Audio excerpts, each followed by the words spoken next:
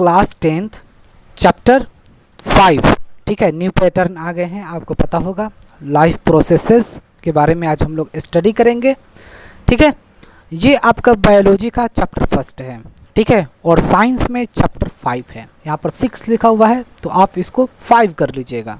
ठीक है, life processes आपके पूरे आ रहे हैं। ठीक है डियर, तो सबसे पहले ये चैप्टर का नाम है लाइफ प्रोसेसेस। तो लाइफ प्रोसेसेस हम किसको कहते हैं? लाइफ का मतलब होता है जीवन, और प्रोसेसेस का मतलब एक तरीके से समझ लीजिए कि चलते रहना। तो लाइफ जैसे कि हम लोगों को चल रहा है।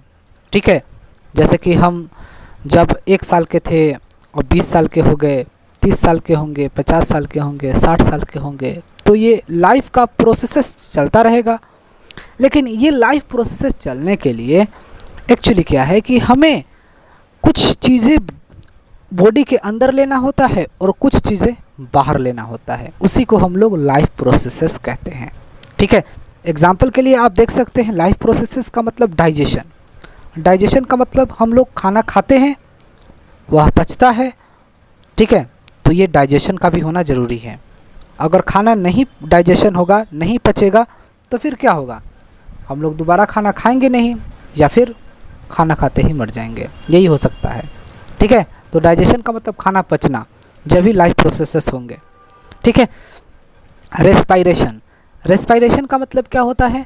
जैसे कि प्लांट्स भी रेस्पायरेशन करते हैं ना, सांस लेते हैं, कार्बन डाइऑक्साइड लेते हैं, ऑक्सीजन एक्सहेल करते हैं, छोड़ते हैं। ठीक है, उस तरीके से अगर हम लोग भी क्या करते हैं, इनहेल एक्सहेल करते हैं ना, समझ में आ रहा है? तो ये रेस्पायरेशन का भी होना ज़रूरी है। जैसे कि हम लोग ऑक्सीजन लेते हैं और कार्बन डाइऑक्साइड छोड़ते हैं, तो अंदर लेना और छोड़ना, जब भी तो लाइफ हमारा प्रोसेस चलता रहेगा, लाइफ का प्रोसेस चलते रहेंगे।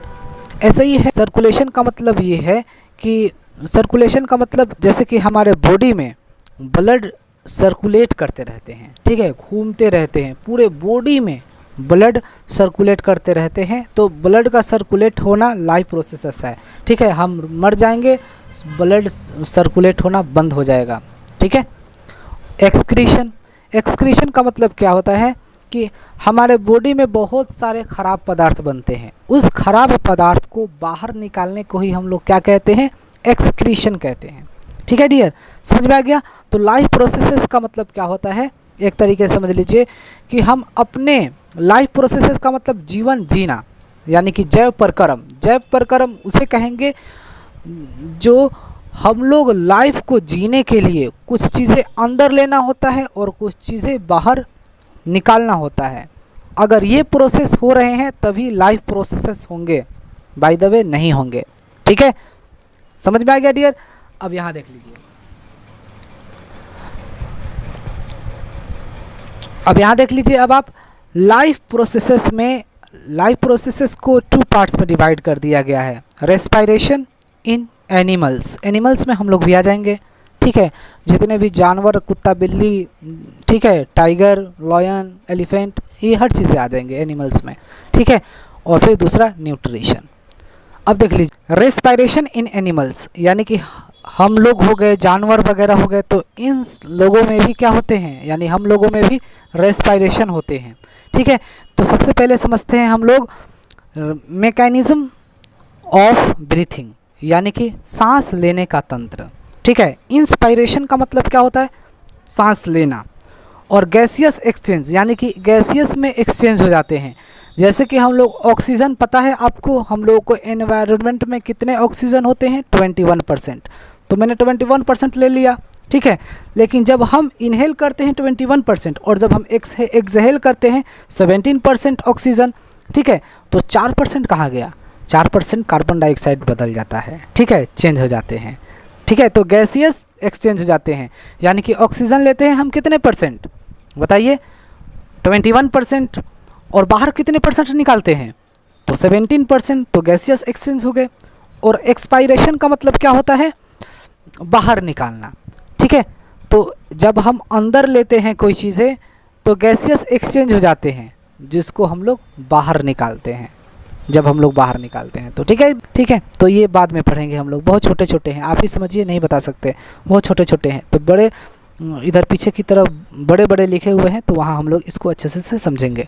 ठीक है, अब क्या है फिर पार्ट्स ऑफ रेस्पिरेटरी सिस्टम, ठीक है, पार्ट्स ऑफ रेस्पिरेटरी सिस्टम, इसके बारे में समझते हैं। देखिए रेस्पिरेटरी सिस्टम किसे कहते हैं?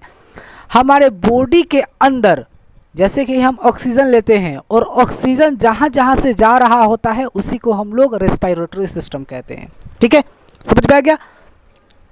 रेस्पिरेटरी सिस्टम किसे कहते हैं? हम अपने बॉडी के अंदर ऑक्सीजन लेते हैं और ऑक्सीजन जहाँ जहाँ से जा रहा होता है उसी को हम लोग क्या कहते हैं? रेस्पिरेटरी सिस्टम कहते हैं। जैसे कि रेस्पिरेटरी सिस्टम, आपको पता है कि रेस्पिरेटरी सिस्टम का मतलब बहुत सारे चीज़ें से होकर जा रहा है तो सिस्टम कहेंगे, ठीक है। जैसे कि कंप्यूटर सिस्टम में क्या होते हैं? एसएमपीएस होते हैं, कंप्यूटर वगैरह, माउस, कीबोर्ड, ये सब होते हैं, जब भी तो सिस्टम बनता है। तो वैसे ही रेस्पिरेटरी के लिए भी क्या है? बहुत सारे सिस्टम्स हैं, ठीक है। तो रेस्पिरेटरी सिस्टम उसे कहेंगे जब हम ऑक्सीजन को लेते हैं और ऑक्सीजन हमारे बॉडी में जहाँ जहाँ से जा रहा होता है उसी को हम लोग क्या कहते हैं? रेस्पिरेटरी सिस्टम कहते हैं, ठीक है। जैसे कि नोस्ट्रिल्स, मतलब नाक में सबसे पहले ऑक्सीजन जाता है, नाक से फिर कहाँ जाता है? ट्रैकिया, और भी आपको आगे भी देखने को मिलेगा यार, बहुत सारे देखने को मिलेंगे, ठीक है। फिर ब्रोंकाई, ब्रोंकाई एक हो गए, ब्रोंकियोलेस यानी कि एक से ज़्यादा बन गए तो ब्रोंकियोलेस, लंग्स, और उसके बाद अल्वियोली, ठीक है। अल्वियोली क्या में ही हमारा ऑक्सीजन वहीं जाता है, ठीक है। और ब्लड जो होते हैं, ब्लड में क्या होता है? आरबीसी होता है, उसमें हीमोग्लोबिन होता है। वह हीमोग्लोबिन क्या करता है? इस अल्वियोली से, बाद में हम और अच्छे से बताएंगे, अल्वियोली से क्या करता है? वह आराम से देख रहा होता है, ठीक है। और जैसे ऑक्सीजन अल्वियोली के पास आया और हीमोग्लोबिन क्या करेगा? उस ऑक्सीजन को लेकर और हमारे बॉडी में जितने भी सेल हैं वह सबको ऑक्सीजन दे देता है कि लो भाई ऑक्सीजन लो, ऑक्सीजन लो, ऑक्सीजन लो, ऑक्सीजन, ठीक है। और वो सब से कार्बन डाइऑक्साइड लेकर आता है और अल्वियोली के पास रख देता है, और जब हम एक्सहेल करते हैं, सांस बाहर निकालते हैं तो कार्बन डाइऑक्साइड के फॉर्म में निकल जाता है, ठीक है डियर।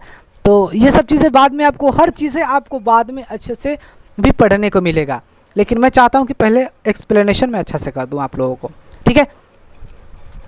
अब देख लीजिए न्यूट्रिशन। न्यूट्रिशन में सबसे पहले क्या होता है? Autotrophic nutrition. ऑटोट्रॉफिक न्यूट्रिशन किस में होते हैं? प्लांट्स में होते हैं, जो सनलाइट के थ्रू अपना फूड प्रिपरेशन कर लेते हैं, उसी को ऑटोट्रॉफिक न्यूट्रिशन कहते हैं, ठीक है, फोटोसिंथेसिस के थ्रू।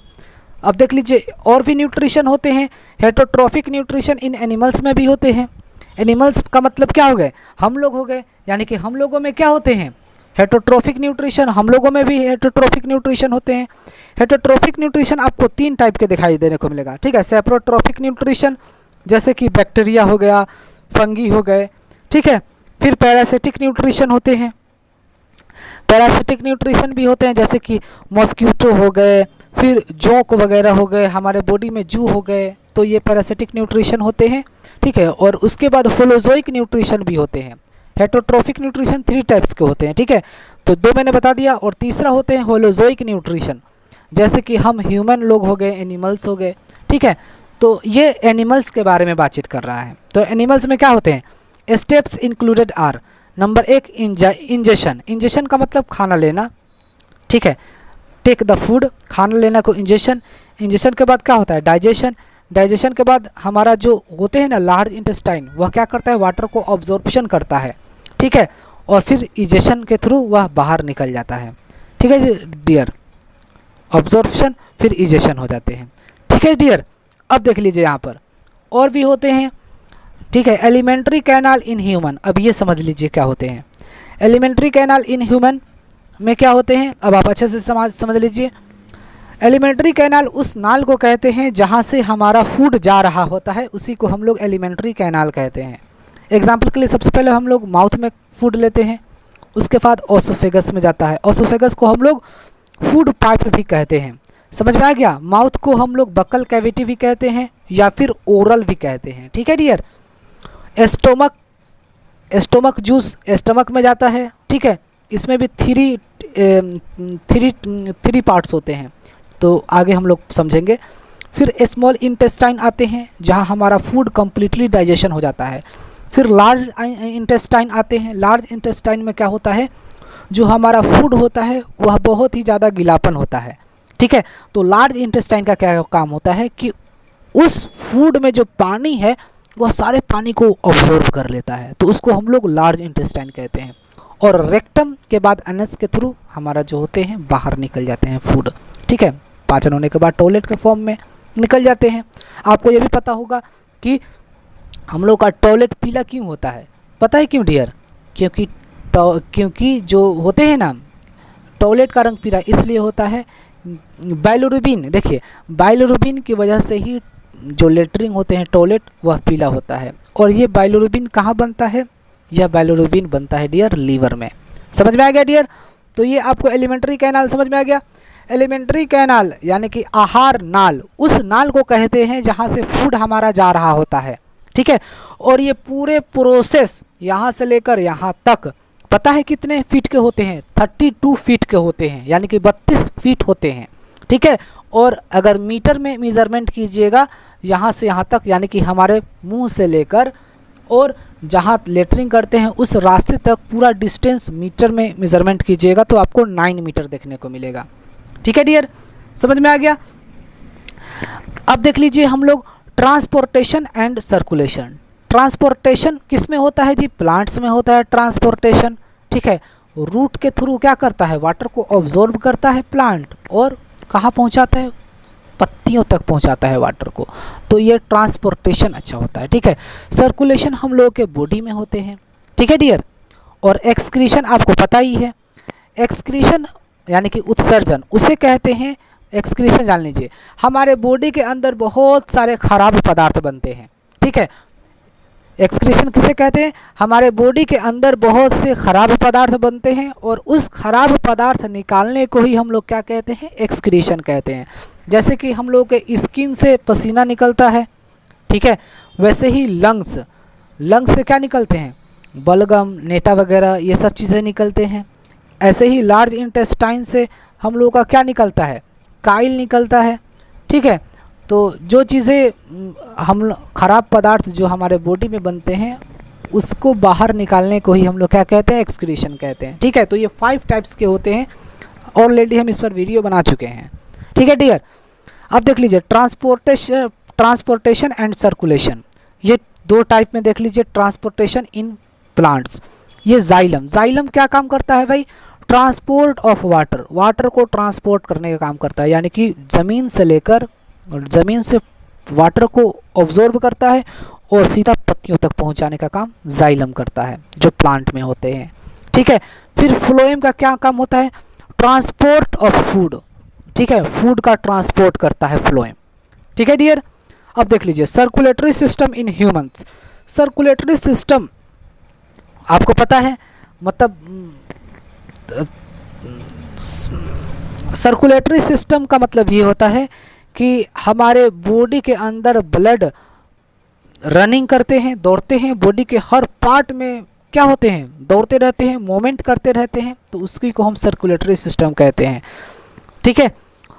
तो ब्लड के बारे में फिर क्या आते हैं? हार्ट के बारे में मैं बहुत अच्छे तरीके से आपको बता चुका हूँ। ब्लड जो होते हैं हमारा वैना कावा से जाता है, ठीक है, डीऑक्सीजनेटेड ब्लड लेकर, और सबसे पहले राइट एट्रियम में जाता है। राइट एट्रियम में जाने के बाद ब्लड आता है, फिर राइट वेंट्रिकल में आता है, और राइट वेंट्रिकल में जब हार्ट सिकुड़ता है, ठीक है, जब सिकुड़ता है तो वह जब पंपिंग करता है, ठीक है, तो लंग्स के थ्रू बाहर निकल जाता है और ब्लड क्या हो जाते हैं? ऑक्सीजनेटेड हो जाते हैं, ठीक है। और फिर पल्मोनरी वेन से आते हैं ब्लड ऑक्सीजनेटेड और लेफ्ट एट्रियम में आता है। उसके बाद कहाँ आता है? लेफ्ट वेंट्रिकल में आता है, और लेफ्ट वेंट्रिकल से जब सिकुड़ता है हार्ट, तो वह पंपिंग करके आयोटा के थ्रू बाहर निकल जाता है। तो ये हार्ट के बारे में भी मैं वीडियो अच्छे से बना चुका हूँ, ठीक है। तो ब्लड हार्ट में क्या करता है? डीऑक्सीजनेटेड आता है, फिर ऑक्सीजनेटेड हो जाते हैं, फिर पल्मोनरी वेन से लेफ्ट एट्रियम, लेफ्ट वेंट्रिकल से आयोटा के थ्रू बाहर निकल जाते हैं हार्ट, ठीक है, जिसको हम लोग ब्लड वेसल्स का मतलब क्या होता है? खून की नलियाँ, ठीक है डियर। तो ये आपको समझ में आ गया सर्कुलेटरी सिस्टम इन ह्यूमंस। अब देख लीजिए एक्सक्रीशन का मतलब तो मैंने बता दिया। एक्सक्रीशन उसे कहते हैं जैसे कि हमारे बॉडी के अंदर बहुत सारे खराब पदार्थ बनते हैं और उस खराब पदार्थ को बाहर निकालने को ही हम लोग एक्सक्रीशन कहते हैं, ठीक है डियर। और ये हम लोग का स्किन हो गया, जैसे स्किन से पसीना निकलना, ये एक्सक्रीशन हो गया। और फिर हम लोग का लंग्स हो गए, फेफड़े वगैरह बलगम वगैरह निकलते हैं ना, ये हो गया। ठीक है डियर, तो ये सब चीज़ें हो गए, इस पर हम ऑलरेडी वीडियो बना चुके हैं, तो ज़्यादा एक्सप्लेन सही नहीं है। ठीक है, अब यहाँ पर देख लीजिए, in plants processes involved in transportation. ठीक है, ट्रांसपीरेशन, प्लांट्स में क्या होते हैं, ये एक्सक्रीशन ट्रांसपीरेशन के फॉर्म में होते हैं, ट्रांसपीरेशन होता रहता है। ठीक है डियर, समझ में आया, ट्रांसपीरेशन हो जाते हैं। ठीक है, तो ये मैं आगे के आपको बताऊंगा, जैसे कि वाटर गया और लीफ तक क्लोरोफिल में स्टोमेटा में क्या हो जाते हैं, वहीं पर वाटर फुल हो जाते हैं, और जब धूप होता है तो वहीं से जब वो फटता है, ठीक है, और वहीं से कार्बन डाइऑक्साइड जाता है आता है, तो उसी तरीके से ऑक्सीजन कार्बन डाइऑक्साइड का आदान प्रदान होता रहता है ट्रांसपीरेशन में। ठीक है, तो ये प्लांट्स में आपको देखने को मिलेंगे। ठीक है डियर, आपको समझ में आ गया। अब चलिए यहाँ पर अब हम लोग समझते हैं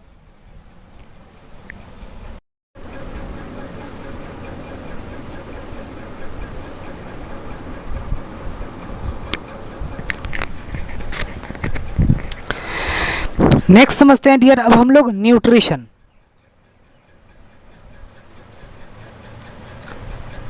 लाइफ प्रोसेसेस के ये सब सारे मैंने बता दिया। अब नेक्स्ट समझते हैं डियर अब हम लोग न्यूट्रिशन। देखिए, कोई भी चीज़ अगर हम खा रहे हैं उसी को हम लोग न्यूट्रिशन कहते हैं। सिंपल सा एक लाइन समझिए। ठीक है, तो न्यूट्रिशन इन प्लांट्स में भी होते हैं, प्लांट भी तो कुछ ना कुछ खाते हैं, जैसे कि वह रूट से क्या लेते हैं, रूट से वाटर लेते हैं सनलाइट के थ्रू। ठीक है, और फिर क्लोरोफिल की मदद से सनलाइट के थ्रू वह कार्बन डाइऑक्साइड वगैरह लेते हैं। तो न्यूट्रिशन किसे कहते हैं, न्यूट्रिशन किसे कहते हैं, देखिए कोई भी चीज़ अगर हम खा रहे हैं, सुबह से लेकर शाम तक आप कुछ भी खाओ, आप दाल खाओ, चावल खाओ, सब्ज़ी खाओ, ठीक है, कोई भी चीज़ खाओ, नमकीन खाओ, ब्रेड पकौड़ा, कुछ भी चीज़ पॉकेट का भरा हुआ कोई भी चीज़ अगर आप खा रहे हो, कीड़े मकोड़े भी अगर आप खा रहे हो, तो उसी को हम न्यूट्रिशन कहेंगे।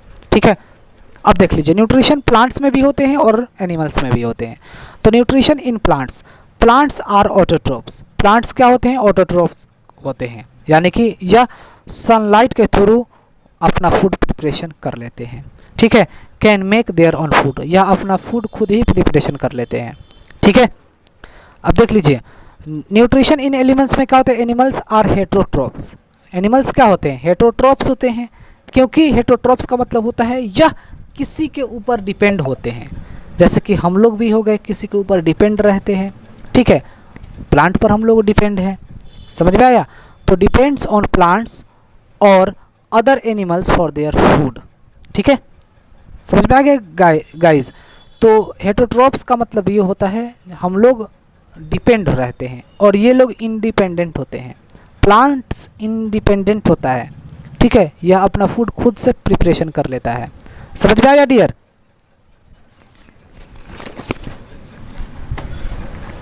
समझ में आया डियर। जब प्लांट पर लाइट पड़ता है तब यह कार्बन डाइऑक्साइड लेता है, ठीक है, और ऑक्सीजन क्या करता है, छोड़ता है। रात में ऑक्सीजन को लेता है, प्लांट क्या करते हैं, रात में ऑक्सीजन को लेते हैं और कार्बन डाइऑक्साइड को छोड़ते हैं। जब भी हम लोग कहते हैं कि पेड़ के नीचे नहीं सोना चाहिए, ठीक है, रात में नहीं सोना चाहिए, क्योंकि वो कार्बन डाइऑक्साइड बाहर निकालते हैं और कार्बन डाइऑक्साइड पता ही है खराब होते हैं। ठीक है डियर, और ये एनिमल्स में क्या होते हैं, nutrition in animals, animals are heterotrophs. Heterotrophs का मतलब यह डिपेंडेंट होते हैं, ठीक है, प्लांट्स के ऊपर और एनिमल्स के ऊपर भी। तो हम लोग प्लांट्स को भी खाते हैं, एनिमल्स को भी खाते हैं।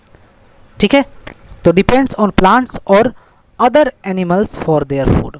ठीक है, अपने फूड के लिए यह प्लांट्स और एनिमल्स पर डिपेंडेंट होते हैं, जिसको हम लोग हेटरोट्रोप्स कहते हैं। ठीक है, तो न्यूट्रिशन इन एनिमल्स में भी होते हैं, एनिमल्स में तो हम लोग भी आ जाएंगे। ठीक है डियर, ये आपको समझ में आ गया। नेक्स्ट समझते हैं।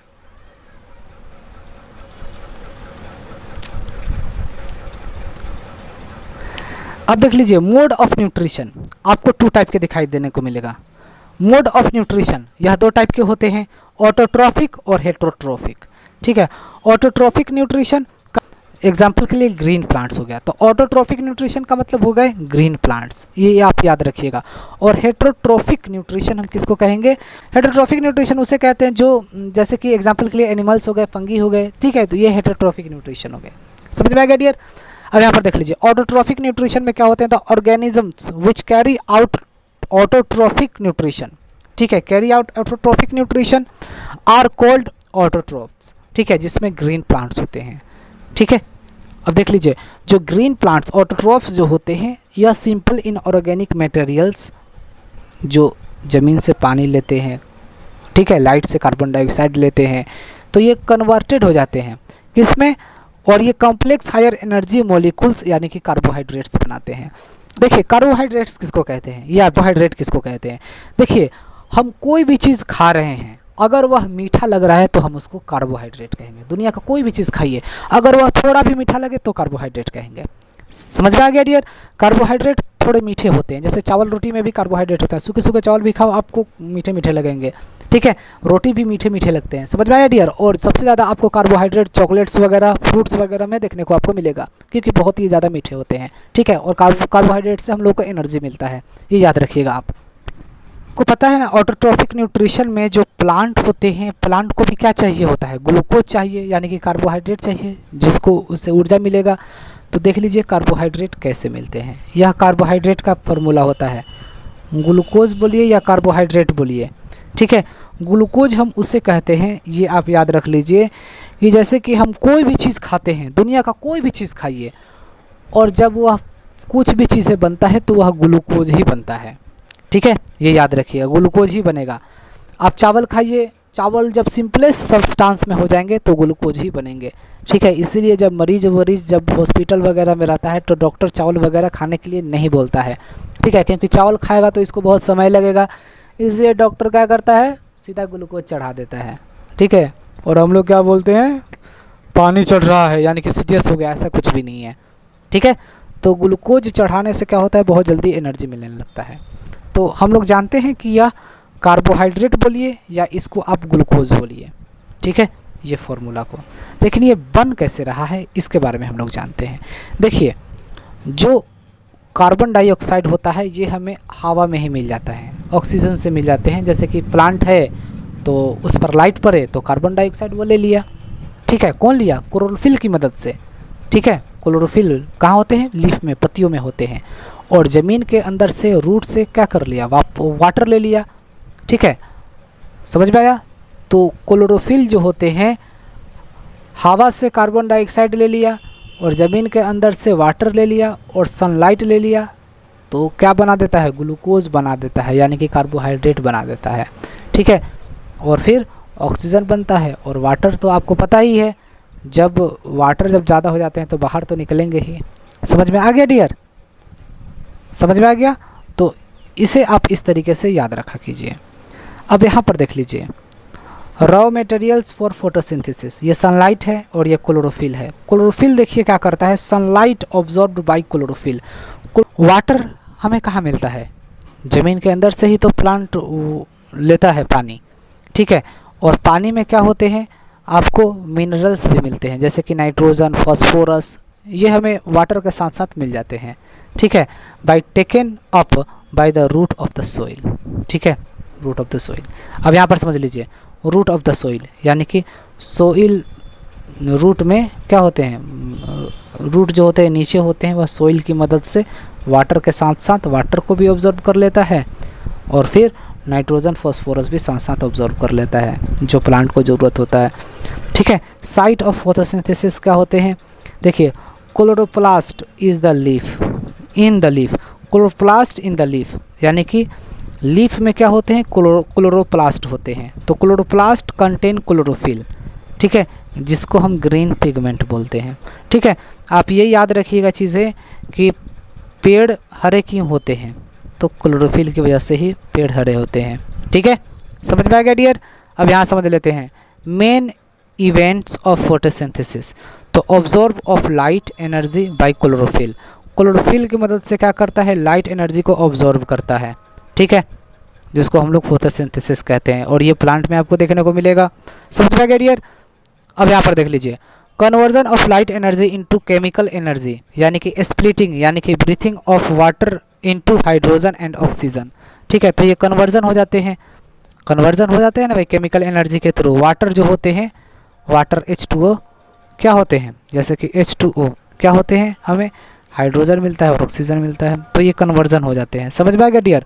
और reduction of carbon dioxide to carbohydrates, ठीक है, रिडक्शन होता है कार्बन डाइऑक्साइड का, ठीक है, टू कार्बोहाइड्रेट्स, ठीक है, रिडक्शन हो गया। देख लीजिए यहाँ पर मैं आपको दिखा रहा हूँ, ये रिडक्शन हो रहा है, यहाँ पर रिडक्शन ही तो हो रहा है, क्योंकि कार्बन डाइऑक्साइड के साथ साथ क्या आ गया, कार्बन है और ऑक्सीजन है, तो किसी चीज़ का हाइड्रोजन का जुड़ना रिडक्शन कहलाता है, ठीक है, हाइड्रोजन का जुड़ना रिडक्शन कहलाता है। तो ये यहाँ पर कार्बन और ऑक्सीजन है और यहाँ पर हाइड्रोजन आ गया तो रिडक्शन हो गया, ठीक है डियर। अब यहाँ समझ लीजिए स्टोमेटा किसको कहते हैं, तो tiny pores present on the surface of the leaf के सरफेस पर क्या होते हैं, टाइनी पोर्स होते हैं, छोटे छोटे धब्बे होते हैं, ठीक है, पत्तियों में आपको ऐसे दिखाई नहीं देंगे, जूम करके देखना पड़ेगा तो आपको दिखाई देंगे, ठीक है। तो इसके फंक्शंस जान लेते हैं। एक्सचेंज ऑफ गैसेस, यानी कि ऑक्सीजन और कार्बन डाइऑक्साइड का ये क्या करता है, स्टोमेटा एक्सचेंज करता है ऑक्सीजन, यानी कार्बन डाइऑक्साइड लेता है और ऑक्सीजन छोड़ता है, ठीक है। और यही प्लांट रात में क्या करते हैं, ये ऑक्सीजन लेता है और कार्बन डाइऑक्साइड छोड़ता है, इसलिए तो हम लोग कहते हैं कि रात में पेड़ के नीचे नहीं सोना चाहिए, ठीक है डियर। यहाँ तक समझ में आ गया। अभी शॉर्टकट समझ लेते हैं, बाद में हम लोग तो बहुत सारे एनसीईआरटी के बुक्स वगैरह से भी हर चीज़ क्वेश्चन वगैरह बहुत सारी चीज़ें करना है यार, बहुत सारी चीज़ें करना है, ठीक है। तो ये हम लोगों का ये क्या है, ये स्टोमेटा है, ठीक है। ये देख लीजिए, ये क्लोरोप्लास्ट है जो प्लांट में प्रेजेंट होते हैं, ये स्टोमेटल पोर होते हैं, छोटे छोटे पोर होते हैं, ठीक है, और ये गार्ड सेल होते हैं, ठीक है डियर। अब यहाँ हम लोग समझ लेते हैं, यहाँ पर देख लीजिए हेटरोट्रोफिक न्यूट्रिशन या 3 टाइप के होते हैं। होलोजोइक न्यूट्रिशन, जैसे कि एनिमल्स हम लोग हो गए, अमीबा हो गया, तो ये होलोजोइक न्यूट्रिशन होते हैं, ठीक है डियर। सैप्रोफाइटिक न्यूट्रिशन किसको कहते हैं, जैसे कि फंगी वगैरह हो गए, ये सैप्रोफाइटिक न्यूट्रिशन होते हैं, ठीक है, जैसे कि फंगी हो गए, ठीक है डियर, बैक्टीरिया हो गए, ये सैप्रोफाइटिक न्यूट्रिशन हो गए। पैरासिटिक न्यूट्रिशन उसे कहते हैं जो बिना मारे वह जिंदा रहे और बिना मारे हम लोगों को जिंदा रहे, उसी को हम पैरासिटिक न्यूट्रिशन है। पैरासिटिक लिव इनसाइड और outside other organisms host and derived nutrition from it, और वह हमारे बॉडी में ही चिपक कर क्या करेंगे, वह न्यूट्रिशन ले लेते हैं और इसी को हम पैरासाइटिक कहते हैं। आपको इसमें देखने को मिलेगा आपको कसकटा प्लांट, ठीक है। पैरासाइटिक न्यूट्रिशन में क्या होते हैं, जैसे कि मच्छर वगैरह होते हैं, मच्छर वगैरह काटता है तो हम लोग मरते थोड़ी ना है, लेकिन मच्छर क्या करता है, वो अपना न्यूट्रिशन ले लेता है और फिर चला जाता है, तो ये पैरासिटिक न्यूट्रिशन हो गए। ऐसे ही अगर देखा जाए तो हम लोग के स्टमक में भी क्या हो गए, जो क्या होते हैं, जोक वगैरह होते हैं ना, जोक जो लंबे लंबे सांप की तरह होता है, हम लोग के पेट में होते हैं, तो वह भी पेट में क्या करता है, वह भी पेट में कीड़े मकोड़े को क्या करता है, खाता है, ठीक है, जोक, और खाकर लेकिन फिर भी हम लोग मरते नहीं हैं, तो वह अपना न्यूट्रिशन उस तरीके से होस्ट होकर पूरा कर देता है, ठीक है। और आप जैसे कि जू वगैरह हो गए, हमारे बाल में जू, सर में जू होते हैं ना, तो जू भी क्या करता है, जू आराम से ब्लड चूसता रहता है बिना मारे हुए हम लोगों को, और उसके न्यूट्रिशन भी पूरे हो जाते हैं, ठीक है डियर। तो ये सब याद रखिएगा, ठीक है। अब यूनिसेलुलर या फिर सिंगल सेल्ड ऑर्गेनिजम्स, ठीक है, food is taken up through entire surface. तो हम लोगों ने यहाँ तक पढ़ लिया डियर, ठीक है। अब इसके बाद अब दूसरे वाले पार्ट में आपको इसके बाद वाले वीडियो हम बनाएंगे, जिसमें आपको ये सब चीज़ों के बारे में बहुत अच्छे तरीके से मैं आपको समझाऊंगा। ये अमीबा हो गया, ठीक है, दूसरे वाले पार्ट में अमीबा के बारे में समझाएंगे, पैरामीशियम के बारे में, स्टेप्स ऑफ न्यूट्रिशन के बारे में, ठीक है डियर। और ये हमारे जो माउथ से लेकर स्टमक से क्या क्या चीज़ें बनते हैं, तो ये सब चीज़ें हम लोग अच्छे से समझने वाले हैं। ये आपको अगले वीडियो में देखने को मिलेगा। जब